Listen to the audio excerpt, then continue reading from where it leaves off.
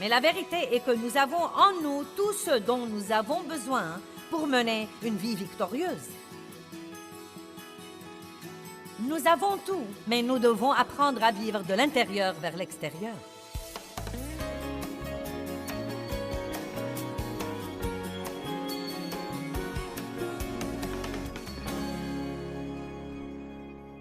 Ne vous contentez pas d'une vie médiocre, où c'est à peine si vous vous débrouillez. Cherchez la meilleure vie que Dieu vous réserve et qui dépasse vraiment la compréhension. Et le seul moyen dont vous pourriez la comprendre, c'est de l'expérimenter. L'obéissance est extrêmement importante pour nous. Notre obéissance ne change pas Dieu,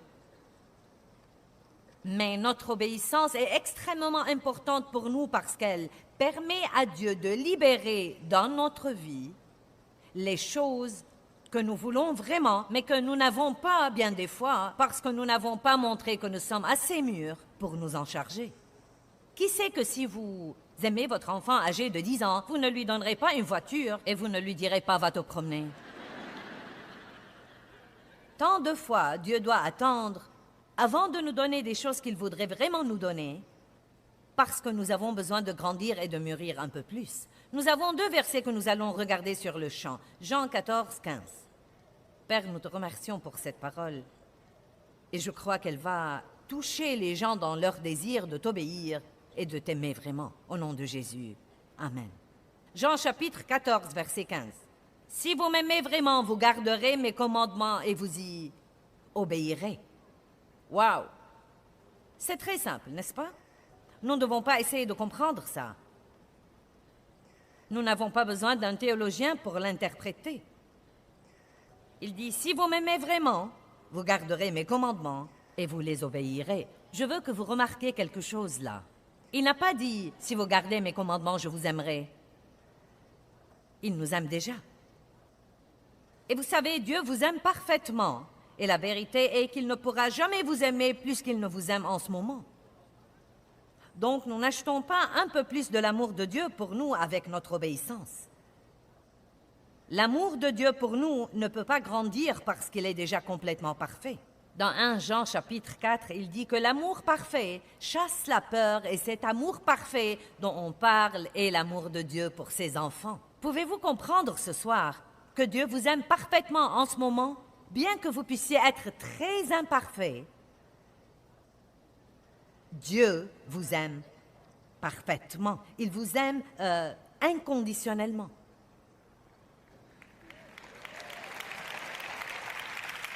À dire vrai, il nous est très difficile de comprendre ça dans notre société, car nous sommes si habitués à ce que toute chose ait un prix et à travailler pour avoir les choses et les mériter. Mais je dis tout le temps, Dieu n'est pas à vendre. Et il m'était bon d'apprendre ça dans ma vie, et ça va être bon pour vous aussi. Dieu ne veut pas que nous lui obéissions pour acheter son amour. Il veut que nous lui obéissions parce que nous avons confiance en lui, parce que nous croyons que tout ce qu'il nous demande de faire ou de ne pas faire est pour notre bien. Dieu est un bon Dieu. Tout ce qu'il fait est bon. Il n'y a pas de mal en Dieu. Il n'y a pas de méchanceté en Dieu. Il n'y a pas d'esprit de vengeance en Dieu. Tout ce qu'il nous demande de faire dans la vie est pour notre bien. Et il veut que nous nous fions à ça et que nous croyons ça. Quand je lis quelque chose et que je dis, bien, vous savez, Dieu m'a demandé de faire ceci, mais je fais cela, et donc, il paraît que j'ai besoin d'un petit changement de direction ici. Mais ça marchera bien. Ce sera pour mon bien. Regardez la chose comme ça et ne dites pas « Oh mince alors, ça va être dur, je ne sais vraiment pas, c'est vraiment dur. » Non mais on ne fait dans cette vie chrétienne que sacrifier, sacrifier, sacrifier, sacrifier. Y a-t-il quelqu'un ici qui a découvert que tout le rebut que Dieu vous encourage à abandonner, c'est des trucs qui vous tuent et vous rendent malheureux de toute façon? Arrêtons donc de nous comporter comme si tout cela était « Oh, c'est vraiment si dur ». Je vais vous dire ce qui est dur. Ce qui est dur, c'est de n'avoir pas d'espérance, pas de paix, pas de joie, pas de justification devant Dieu, d'être plein d'amertume, plein de malheur. avoir la gueule de bois, être dépendant à tout ce qui est imaginable. C'est ce qui est dur.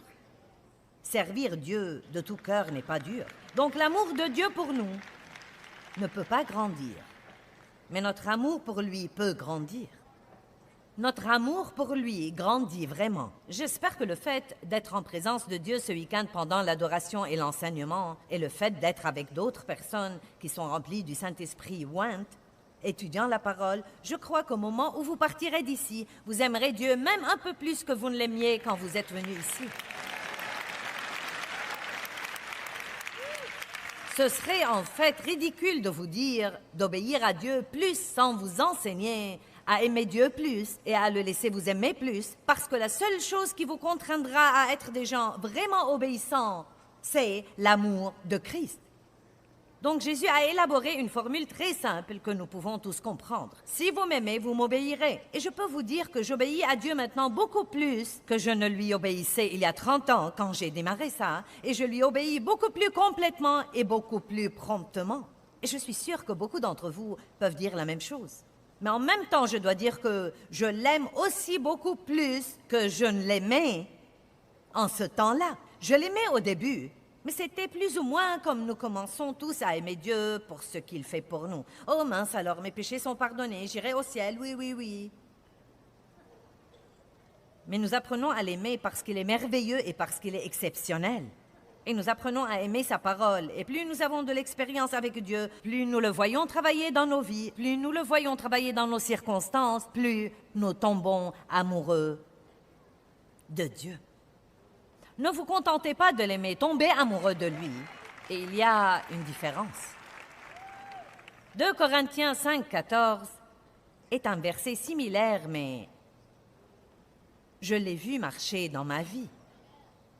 Il y avait des choses que je ne croyais pas que je pourrais abandonner et finalement, je suis arrivée au point où j'ai aimé Dieu plus que je n'aimais ces choses-là.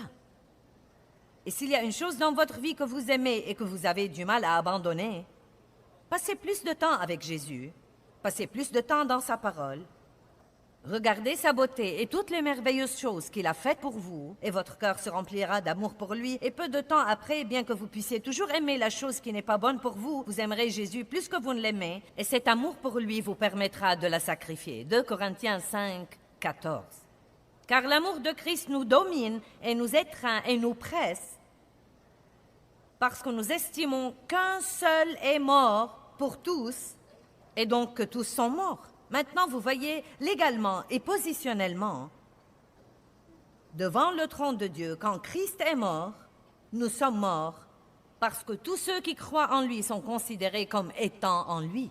Donc, nous sommes morts au péché. Le vrai vous, le vous spirituel, le vous régénéré, ne veut pas pécher, ne veut pas désobéir, ne veut pas faire le mal. Vous n'avez pas de problème avec votre esprit, vous avez un problème avec votre âme, avec votre pensée, votre volonté, vos émotions.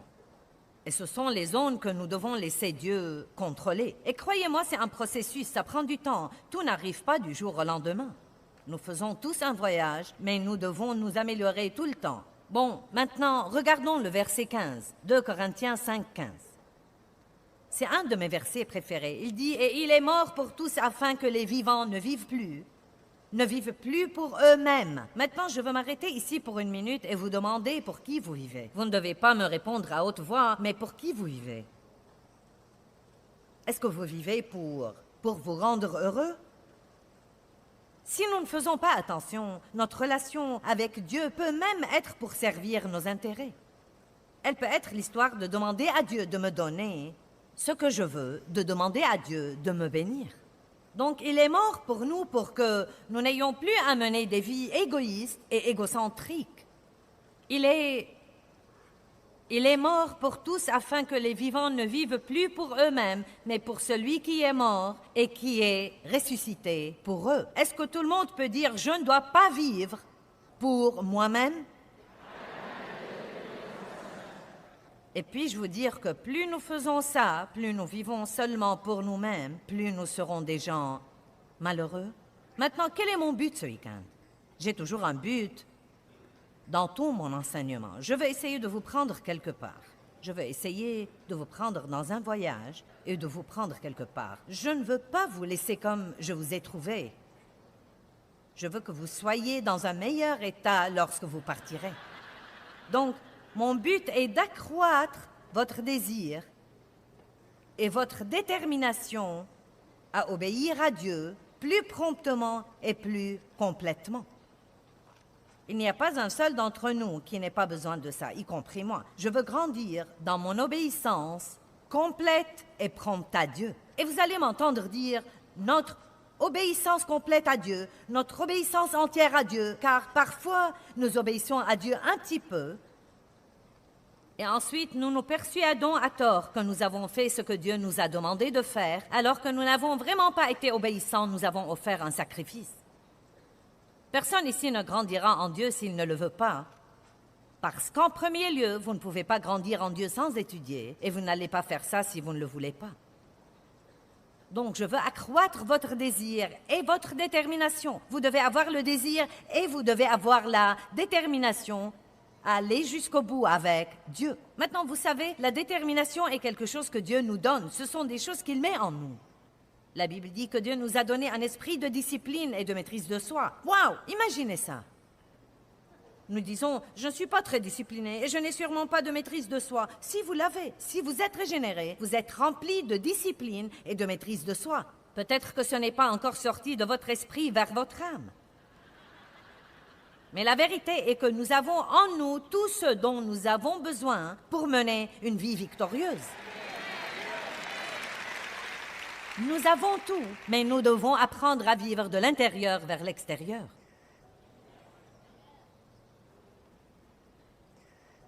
Je sais que quelque chose s'est déclenché en vous. Combien d'entre vous maintenant sont conscients d'une zone de désobéissance dans votre vie? Quelque chose que vous devez mettre sur l'autel et en finir. Voyons vos mains si c'est vous. N'est-ce pas carrément surprenant? Je ne vois pas beaucoup de mains qui ne soient pas levées. Regardez-moi maintenant. Maman veut dire quelque chose. Que disons-nous à nos enfants? Pourquoi vous ne faites pas ce que je vous dis de faire? Je vous dis de faire ceci pour votre bien. Allez maintenant. Vous savez, honnêtement et sincèrement, non mais je veux que vous soyez honnête et je ne vous condamne pas du tout, mais les mains dans le bâtiment ne devraient pas être levées quand je pose une question comme ça. Nous devrions peut-être avoir quelques mains et peut-être des gens qui n'ont pas connu Dieu aussi longtemps ou n'ont pas eu d'enseignement. Nous devons arriver au point où nous n'irons pas dans le désert pendant 40 ans, comme ont fait les Israélites insensés, pour essayer de faire un voyage de 11 jours. 11 jours à travers ce désert, et ils ont été là-bas 40 ans à tourner et à tourner et à tourner autour des mêmes montagnes stupides. Et la Bible dit que leur histoire a été écrite pour notre instruction. Laissez-moi donc répéter. Mon but, c'est d'accroître votre désir et votre détermination à obéir à Dieu plus complètement et plus promptement.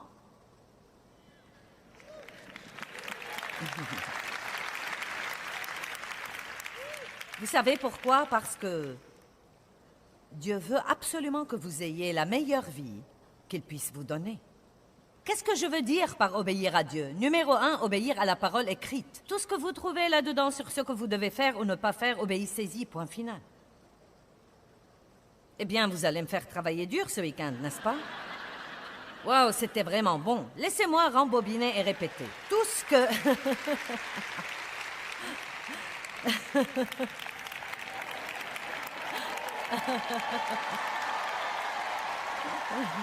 Ouh, j'ai peut-être besoin d'un petit appui ici. Tout ce que vous lisez là-dedans qui vous dit que faire ou ne pas faire, obéissez-y, point final. Merci. Eh bien, je ne le comprends vraiment pas. Eh bien, commencez à obéir aux parties que vous comprenez. Je ne sais pas, à ton avis, quelle est la vraie interprétation de ça? Prenons quelque chose de simple comme « Pardonnez à vos ennemis, priez pour ceux qui vous maltraitent et bénissez-les ». De combien d'interprétations ça a besoin? Vous savez, nous sommes instruits bien au-delà de notre niveau d'obéissance. Nous avons des grosses têtes et des âmes maigres. Information, information, information, information, information. Mais lorsqu'il s'agit de les mettre en pratique, nous devenons bêtes. C'est comme, eh bien, Dieu, que dis-tu vraiment là? Je l'ai en fait souligné dans ma Bible, mais je ne suis pas vraiment sûre et certaine que je comprends ça. Allez, je vous dis la vérité. Ce week-end, nous allons réduire l'écart entre la lèvre et la vie. Donc, nous commençons d'abord en nous engageant à obéir à la parole. Joyce, c'est dur de pardonner. Écoutez, je sais que certaines de ces choses sont difficiles à faire, mais Dieu nous promet de nous donner sa grâce pour faire tout ce qu'il nous demande de faire. Vous n'avez pas à le faire tout seul. Dieu vous donnera la grâce, la puissance, la capacité de le faire si vous voulez vraiment le faire.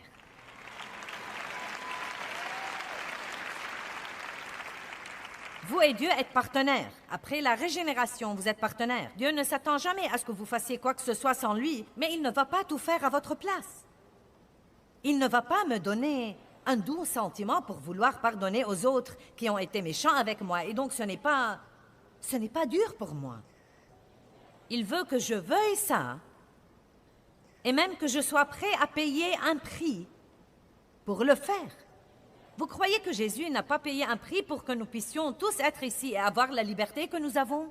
Bien sûr, il a payé un prix. Ce n'est peut-être pas facile de pardonner aux gens qui vous ont fait du mal, mais c'est plus facile que de rester amer toute votre vie. Et Dieu le sait. Bon, prenons un autre verset simple comme « Ne soupçonnez point le mal ». Oh! Eh bien, tu sais, sœur, j'ai un gros problème avec les soupçons. Je suis une personne soupçonneuse. Non, la Bible dit « Ne soupçonnez pas le mal ». Donc cela veut dire que si j'ai un esprit soupçonneux, mauvais, méchant, critique, je sais qu'aucun d'entre vous n'est comme ça, mais moi j'étais comme ça. Et si je ne fais pas attention, je peux toujours repérer ce qui ne va pas en toute chose. Est-ce qu'il y a quelqu'un qui est comme moi ici?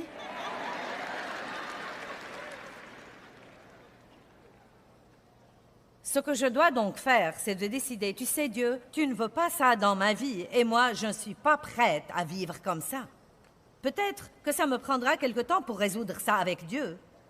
Mais ça va, je crois qu'une fois que vous décidez d'avoir la victoire sur un certain plan et que vous travaillez avec Dieu, il considère ça comme déjà fait parce qu'il voit votre cœur. Vous m'entendez? J'ai dit qu'une fois que vous décidez d'avoir la victoire sur un certain plan et que vous dites « Je ne suis pas prêt à vivre comme ça, je sais que ce n'est pas ce que tu veux pour moi », je crois que Dieu considère ça comme déjà fait. Tout ce que vous faites maintenant, c'est de vous débarrasser de ça.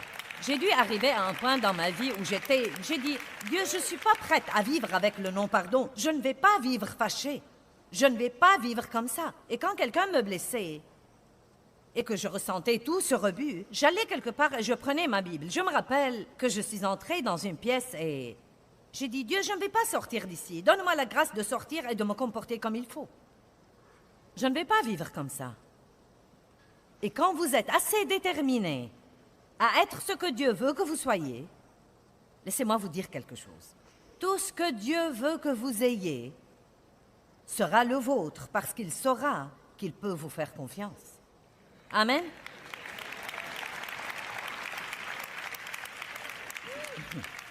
Nous commençons donc par obéir à la parole écrite et ensuite nous devons aussi obéir aux incitations personnelles et à la direction et au conseil du Saint-Esprit pour notre vie. C'est quelque chose entre nous et le Saint-Esprit. Et c'est un domaine où nous avons besoin d'enseignement. Je n'ai pas le temps de faire ça ce soir, mais Dieu ne mène pas chaque individu de la même façon en toutes choses. Maintenant, tout là-dedans nous mène à tous de la même façon, mais la Bible ne me dit pas s'il faut acheter une nouvelle voiture ou non. Elle me dit d'utiliser la sagesse. Elle ne me dit pas le temps exact de toute chose. Elle ne me dit pas si c'est le bon moment pour parler à mon mari de quelque chose qui n'est peut-être pas très agréable. La Bible ne me dit pas tous les petits détails particuliers de toutes les petites choses que je dois faire, mais le Saint-Esprit fera ça. Le Saint-Esprit fera ça.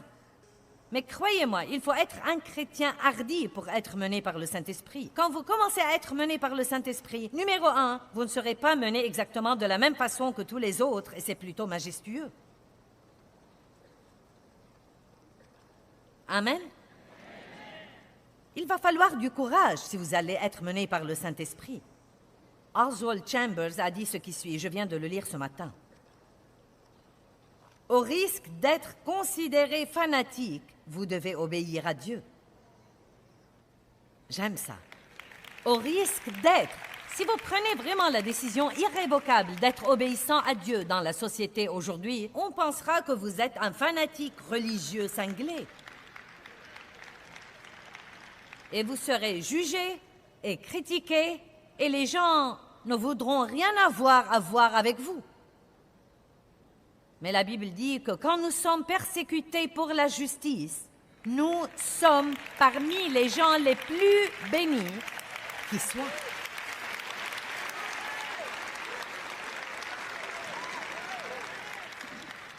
Et vous savez, quand je dis « prenez la décision d'obéir à Dieu dans la société », je ne veux pas dire que vous devez vous comporter comme un excentrique religieux. Ce n'est pas ce que je vous dis. Vous devez aller dans la société et vous devez aimer les autres et vous devez être pieux, non pas religieux, mais pieux. Vous ne devez pas prêcher à tout le monde là-bas. Vous devez montrer aux autres le caractère de Dieu. Vous devez les aimer, mais vous ne pourrez absolument pas faire tout ce qu'ils font. Vous ne pourrez pas parler de tout ce dont ils parlent, aller partout où ils vont, peut-être voir tous les films qu'ils voient. Continuez à donner le bon exemple, mais ne transigez pas pour avoir leur amitié. J'ai dit, ne transigez pas pour avoir leur amitié. Dans Jean chapitre 14, verset 15, il est écrit que Jésus a dit, « Si vous m'aimez, vous garderez mes commandements. » Nous pouvons considérer ça comme une promesse plutôt que quelque chose qui nous donne l'impression d'être menacé. Plus je tombe amoureuse de Jésus, plus je comprends à quel point il est bon et tout ce qu'il a fait pour moi, plus je voudrais lui obéir. Et vous savez, je crois que c'est tellement mieux quand nous faisons quelque chose pour le motif « je veux » et non pas « je dois ». Vous pouvez faire quelque chose parce que vous sentez que vous devez le faire, mais je sais même dans ma relation avec mes enfants que je veux qu'ils fassent des choses pour moi parce qu'ils veulent les faire et non pas parce qu'ils se sentent obligés ou parce qu'ils doivent les faire. Donc pensez comme ça quand vous luttez avec la désobéissance sur un certain plan, au lieu de faire de gros efforts. Pourquoi ne pas avoir plus les yeux sur Jésus, tomber profondément amoureux de lui, recevoir son amour pour vous et l'obéissance sera le fruit naturel de cet amour que vous avez pour Dieu. Dieu nous réserve à nous tous une bonne vie et l'obéissance est vraiment le chemin pour y arriver. La parole écrite de Dieu est un bon endroit pour commencer. Donc, étudiez la parole, faites un pas de foi et obéissez aux incitations du Saint-Esprit.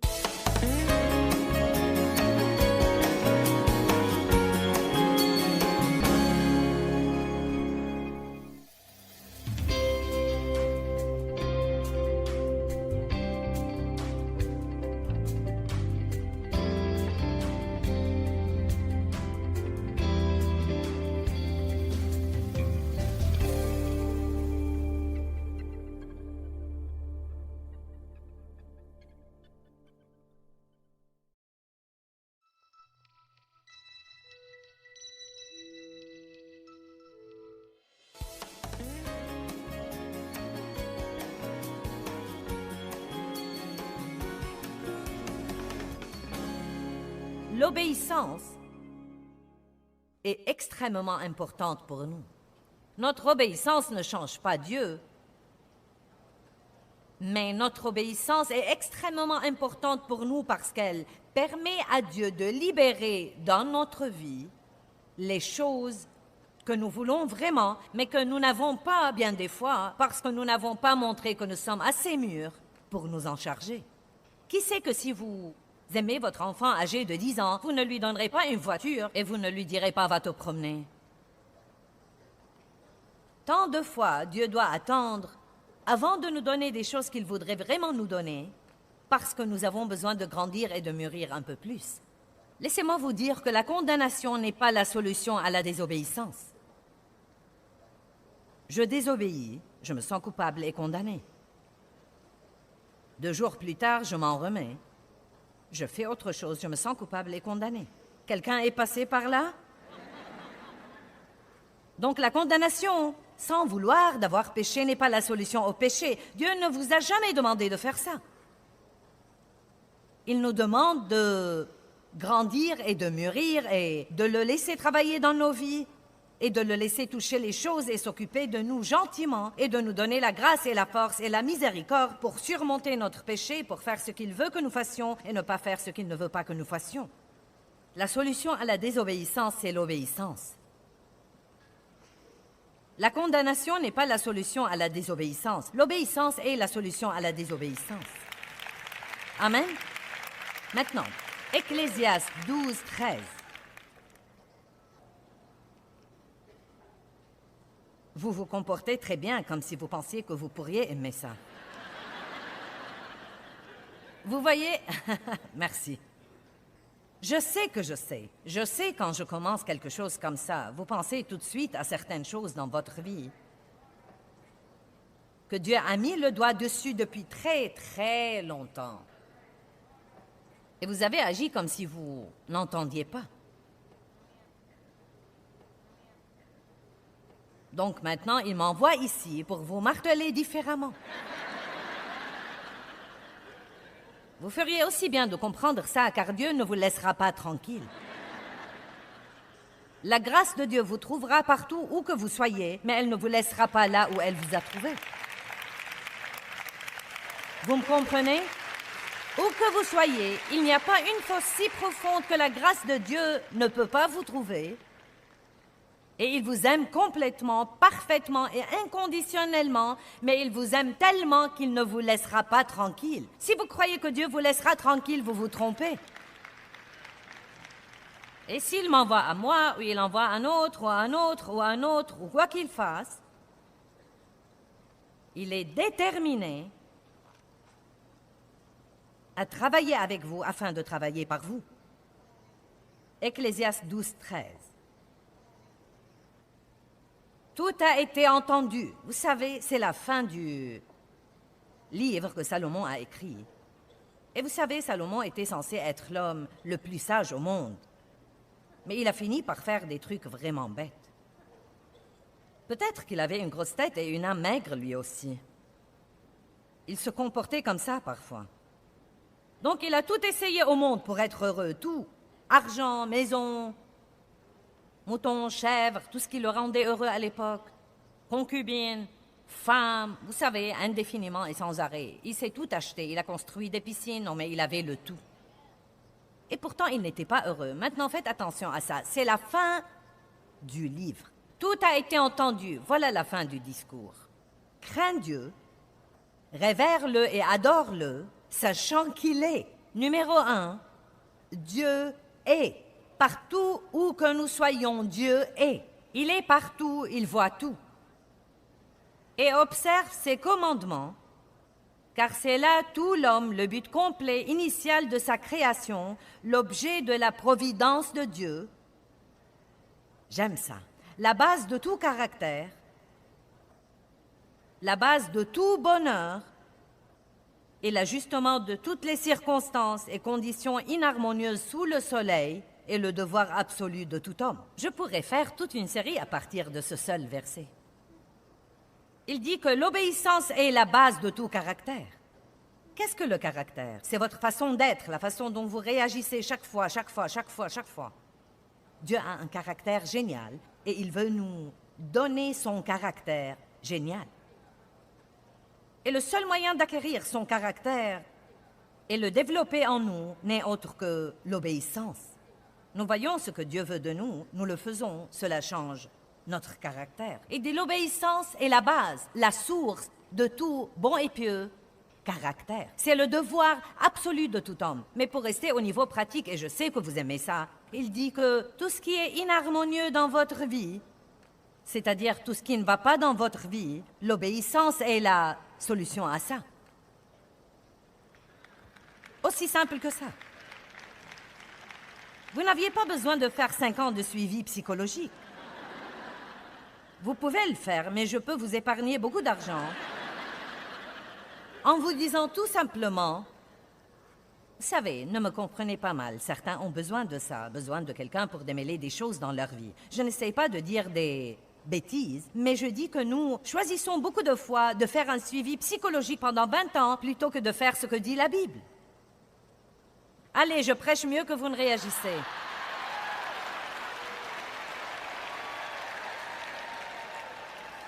Ne soyez pas le genre de personne qui a été blessée il y a 50 ans et qui cherche toujours quelqu'un qui la plaigne tout le temps pour ne pas avoir à obéir à Dieu, pour être ce qu'il veut que vous soyez. Je vous aime, je vous aime.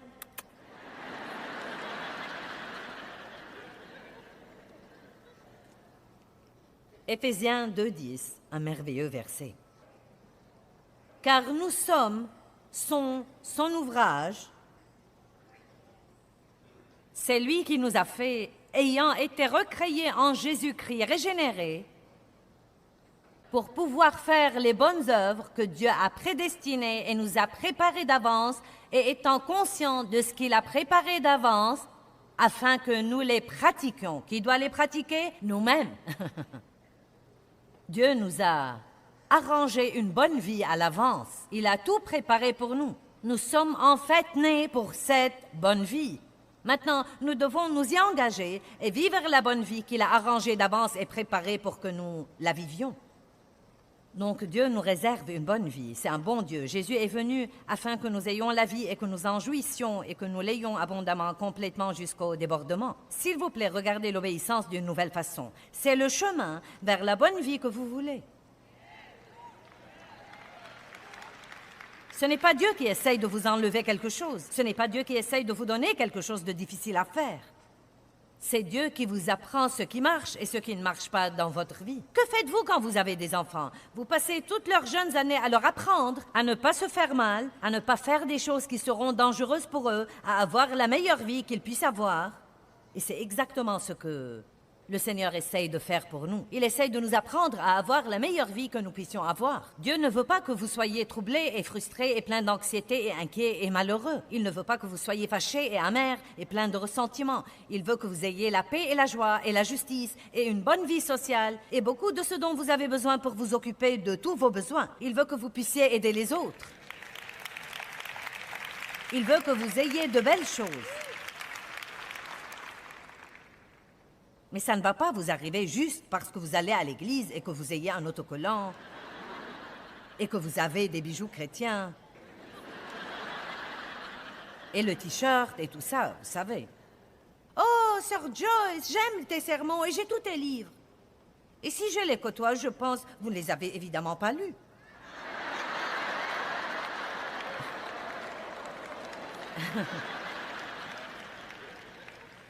C'est notre problème maintenant. Nous sommes fiers de notre grande bibliothèque chrétienne.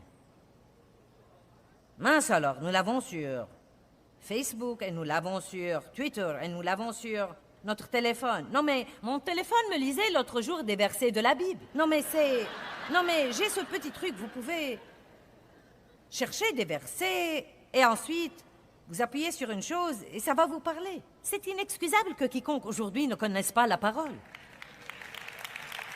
Mon téléphone peut me prêcher. Incroyable. Mais vous savez, nous devons nous garder de croire. Maintenant, écoutez-moi s'il vous plaît. Nous devons faire très attention et comprendre que tout ça, nous devons comprendre que tout ça n'égale pas et ne remplace pas la vraie spiritualité. Vous n'avez pas compris. Vous pouvez utiliser Facebook, Twitter et le téléphone et avoir votre téléphone vous parler, et avoir tous mes livres, et tous les CD. Mais croyez-moi, vous devez vous garder d'avoir tout cet attirail religieux tout autour de vous, et de vous persuader à tort que le seul...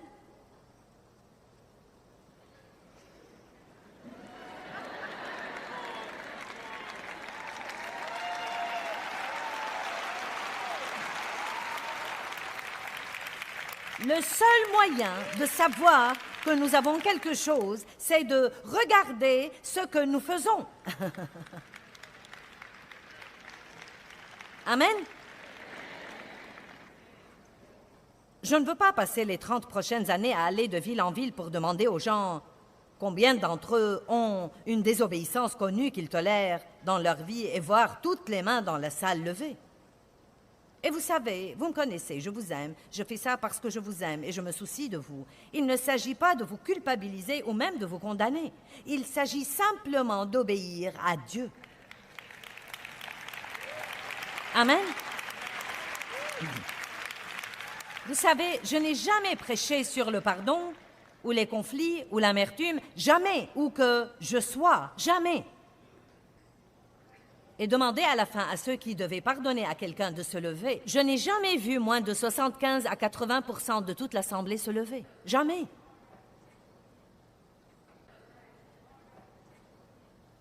Non, mais tout ce que je peux dire, c'est que nous devons grandir.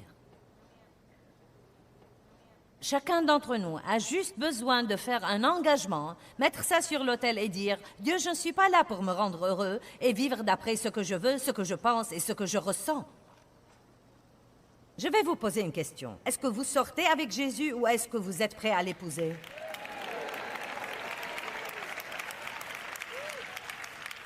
Vous avez une petite sortie avec lui tous les dimanches. Une sortie qui dure 1 heure. Vous savez, nous ne supportons plus les longues réunions d'église désormais. Combien de temps ça va durer? Qu'est-ce que ça peut vous faire tant que ça change votre vie?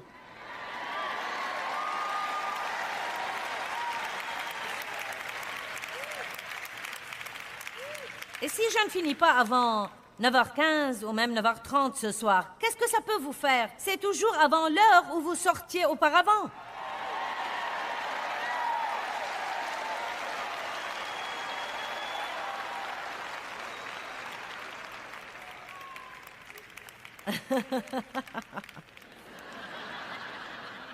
Nous devons nous réjouir de côtoyer les personnes qui aiment vraiment Dieu et d'être présents dans cette ambiance.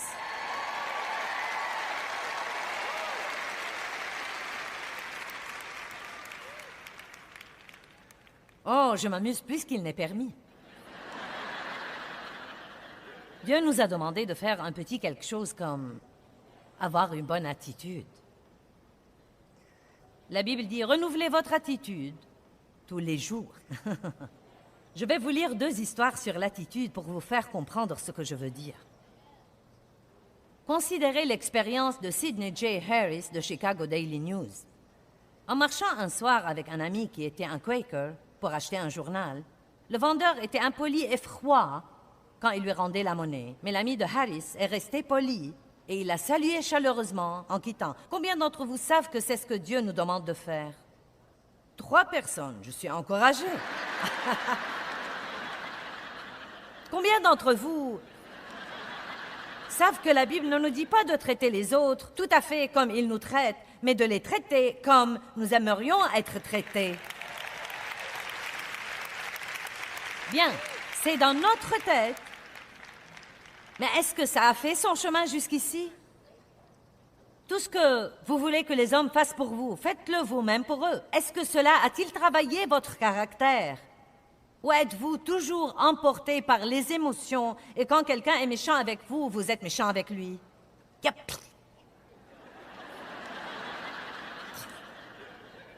Je ne suis pas obligée de supporter ça. Si vous croyez que je vais supporter ça, vous n'allez pas me parler et me traiter comme ça. Et vous revenez pour une autre...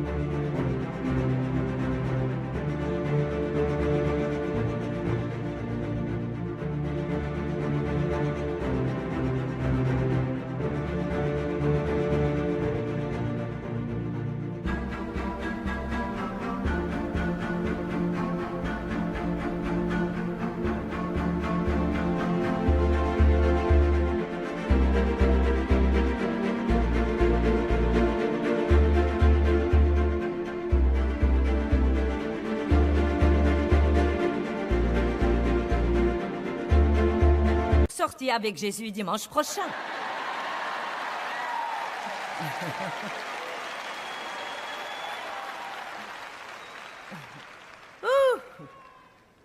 Viens dans mes bras, je t'aime de l'amour du Seigneur.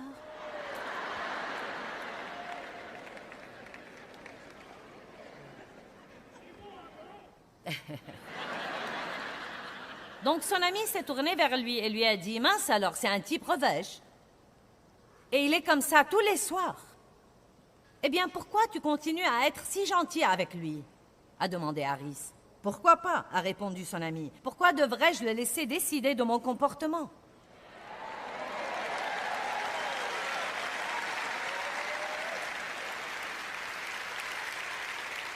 Si je vous disais ce soir, combien d'entre vous veulent la puissance de Dieu dans leur vie? Quelle est cette puissance, à votre avis? C'est la puissance d'être gentil avec les gens qui ne sont pas gentils avec vous. C'est la puissance de rester calme dans l'adversité. C'est la puissance de se contrôler soi-même.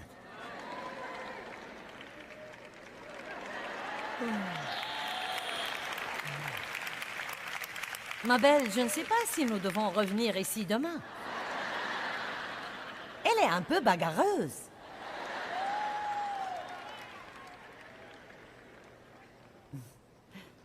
Écoutez celle-là. L'attitude est un choix. Est-ce que vous vivez d'après le choix ou d'après les sentiments? C'est là. Arrêtez-vous et pensez-y calmement. Eh bien, pensez-y.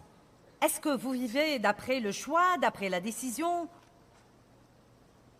ou en remettant votre volonté à Dieu?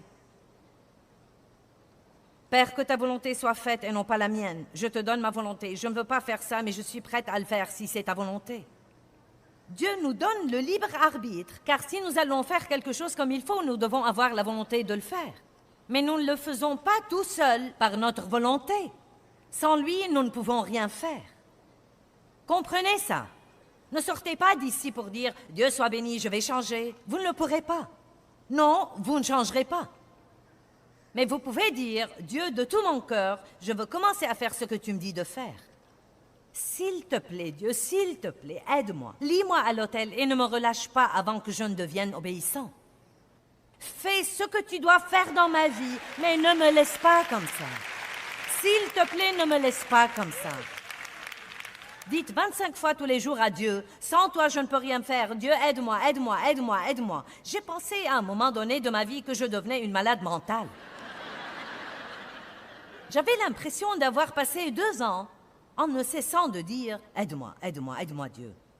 Aide-moi, aide-moi. » Un jour, j'ai pensé « Pourquoi ai-je besoin de l'aide ?» Et j'ai pensé « Aide-moi, aide-moi, Dieu. Aide-moi, aide-moi, aide-moi. » Non, mais plus vous lisez, plus vous découvrez que c'est comme un miroir. Plus vous regardez là-dedans, plus vous voyez la saleté sur votre visage. Votre visage peut être tout sale, mais si vous ne vous regardez pas dans un miroir, vous pouvez aller ça et là sans même le savoir.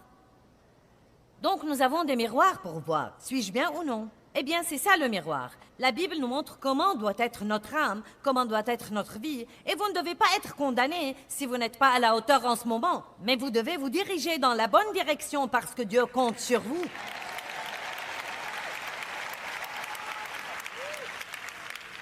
Le Seigneur compte sur nous. Robert Louis Stevenson était alité une grande partie de sa vie à cause de la tuberculose. Je ne le savais pas. Un jour, sa femme l'a entendu tousser fort et a dit « Tu crois toujours que c'est une merveilleuse journée ?» Se tournant vers une fenêtre illuminée de la lumière du soleil, Stevenson a répondu « Oui, je le crois. Je ne laisserai jamais un rang de flacons de médicaments bloquer mon horizon. Les circonstances sont incontrôlables. Des événements se produisent. Notre responsabilité est de choisir nos réactions, c'est-à-dire notre attitude. Les situations peuvent colorer votre opinion de la vie, mais vous avez la puissance de choisir la couleur de cet horizon. Amen. Personne ici, quel que soit ce qui vous est arrivé dans votre vie, n'est obligé d'avoir une mauvaise attitude s'il ne le veut pas.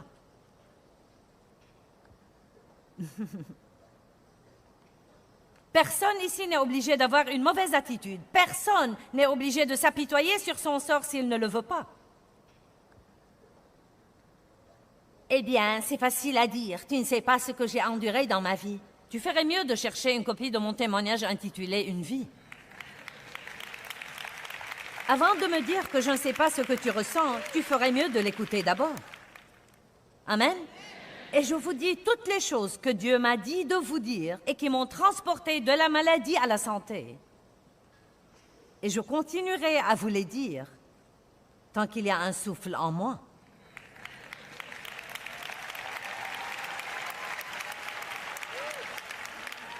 Dieu a un plan étonnant pour votre vie. Oh, bonté divine! Paix et joie et justice et puissance et onction et victoire et... Être utilisé par Dieu pour aider à changer les vies des autres, c'est la chose la plus merveilleuse au monde et Dieu...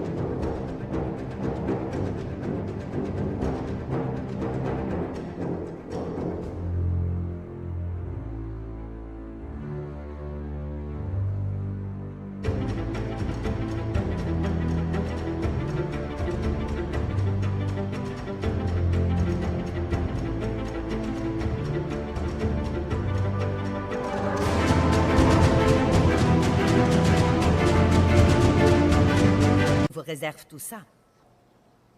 Deutéronome 6, 23 et 24. Et il nous a fait sortir de là-bas pour nous faire entrer. J'aime ça. Il nous a fait sortir pour nous faire entrer. Il vous a fait sortir d'une chose pour vous faire entrer dans quelque chose de mieux.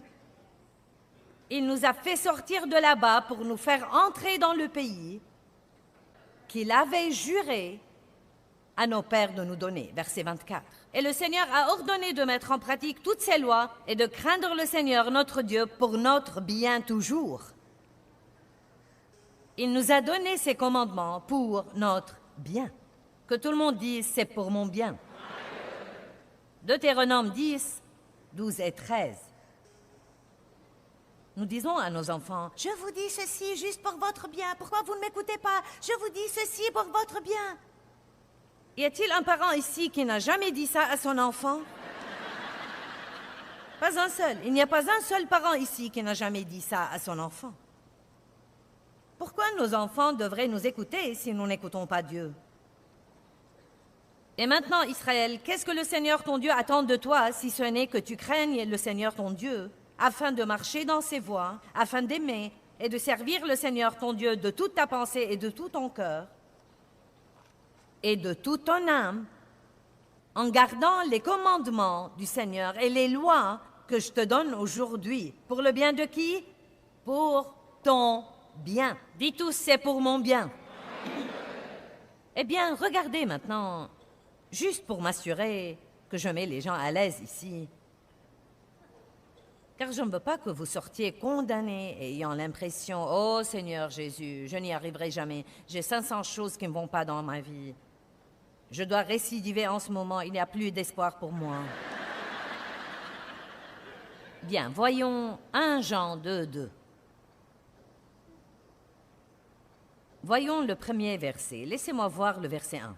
« Mes petits enfants, je vous écris ces choses pour que vous ne violiez pas la loi de Dieu et pour que vous ne péchiez pas. Je vous dis tout cela ce soir pour que vous ne péchiez pas. Mais si quelqu'un doit pécher,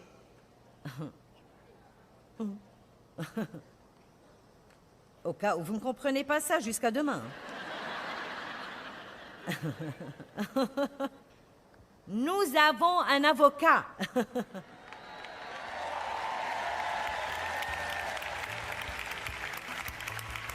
Ouh, alléluia!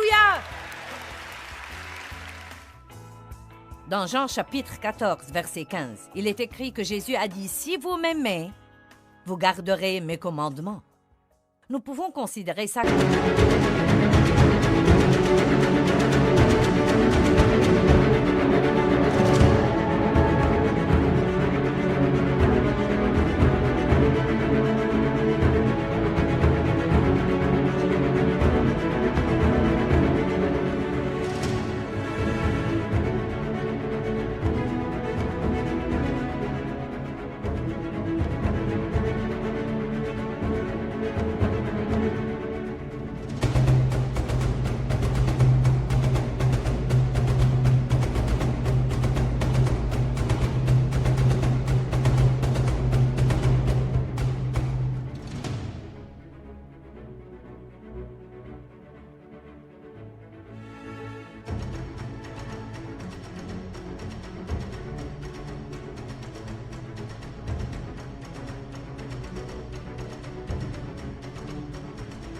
comme une promesse plutôt que quelque chose qui nous donne l'impression d'être menacé.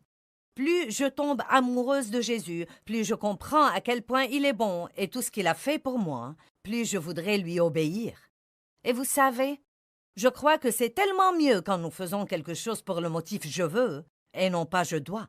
Vous pouvez faire quelque chose parce que vous sentez que vous devez le faire, mais je sais même dans ma relation avec mes enfants que je veux qu'ils fassent des choses pour moi parce qu'ils veulent les faire et non pas parce qu'ils se sentent obligés ou parce qu'ils doivent les faire. Donc pensez comme ça quand vous luttez avec la désobéissance sur un certain plan, au lieu de faire de gros efforts. Pourquoi ne pas avoir plus les yeux sur Jésus, tomber profondément amoureux de lui, recevoir son amour pour vous et l'obéissance sera le fruit naturel de cet amour que vous avez pour Dieu. Dieu nous réserve à nous tous une bonne vie et l'obéissance est vraiment le chemin pour y arriver. La parole écrite de Dieu est un bon endroit pour commencer. Donc, étudiez la parole, faites un pas de foi et obéissez aux incitations du Saint-Esprit.